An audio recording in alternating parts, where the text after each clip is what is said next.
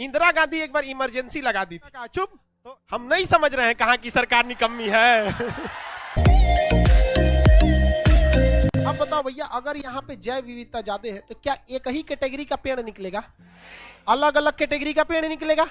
अब अलग अलग कैटेगरी का पेड़ निकलेगा तो अलग अलग कैटेगरी के पेड़ का पतझड़ का मौसम, यानी जब वो पत्ते गिराएंगे तो वो क्या एक ही साथ गिराएंगे कि अलग अलग मौसम?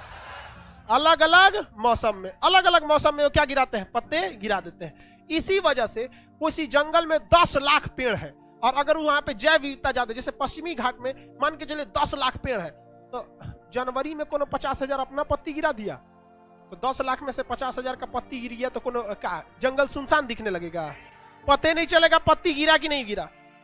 फिर अगले महीने किसी पेड़ ने पत्ती गिरा दिया, फिर अगले महीने। तो जैव विविधता वाले क्षेत्र में हर महीने पतझड़ का मौसम आता है, लेकिन एक के साथ कोनों का पतझड़ नहीं आता है। इसलिए इसे कहा जाता है सदाबहार वन। कौन सा वन? सदाबहार। भारत में 2 जगह बताइए जहां सदाबहार वन है, पश्चिमी घाट और पूर्वी हिमालय। ये क्या वहां पे पतझड़ का मौसम ही नहीं आता है? हो ही नहीं सकता है कि पतझड़ का मौसम नहीं आए। अरे हम लोग का ठंडी के दिन में चमड़ा छोड़ने लगता है, तो पेड़ पौधे का पत्ता क्या चीज है? पत्ता कौन चीज? टूटेगा तबे ना नया निकलेगा। जबकि हम लोग के यहाँ उत्तर भारत में जहां हम लोग रहते हैं, जहां पंजाब, हरियाणा, दिल्ली, यूपी, बिहार, मध्य प्रदेश, उड़ीसा, ये सब जो एरिया, बंगाल, यहाँ पर जैव विविधता नहीं है। 8-10 कैटेगरी का पेड़ होता है। नीम होगा, सेखुआ होगा, सागौन होगा, सेमर होगा, आम होगा, यूकलिप्टस होगा, शीशम होगा। 8-10 गो आप जानते होंगे। मुख्य रूप से यही सब ससुरा अप्रैल में पत्ती गिरा देते हैं। सन्नाटा कौन ची हो गया? ये पतझड़ का मौसम है। समझ आ गया कि नहीं? पतझड़, सावन, बसंत, बहार। सुने हैं क्या? जहां जैव विविधता ज्यादा है वहां पतझड़ नहीं आता है? आता है, लेकिन पता ही नहीं चलता है। पता है कि नहीं? नहीं पता। जैसे ये क्लासरूम में जैव विविधता बहुत ज्यादा है, क्या सब होशियार है? नहीं। कुछ कुछ बकलोल भी है। पता चलता है क्या इसमें बकलोल है? नहीं, छुप जाता है।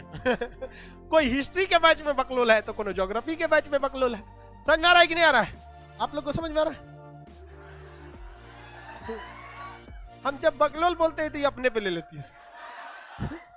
हम तो नाम लेके नहीं बोलते, लेकिन समझदार की कमी थोड़ी है दुनिया में।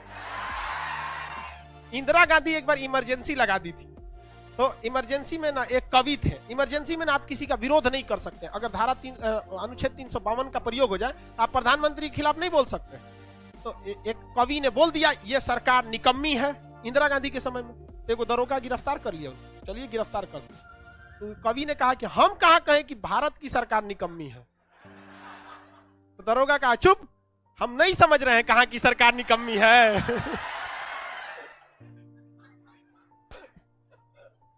समझ आ गया कि नहीं आ गया? तो हम बकलोल सबको कहते हैं, ये सब अपने को समझ जाते हैं।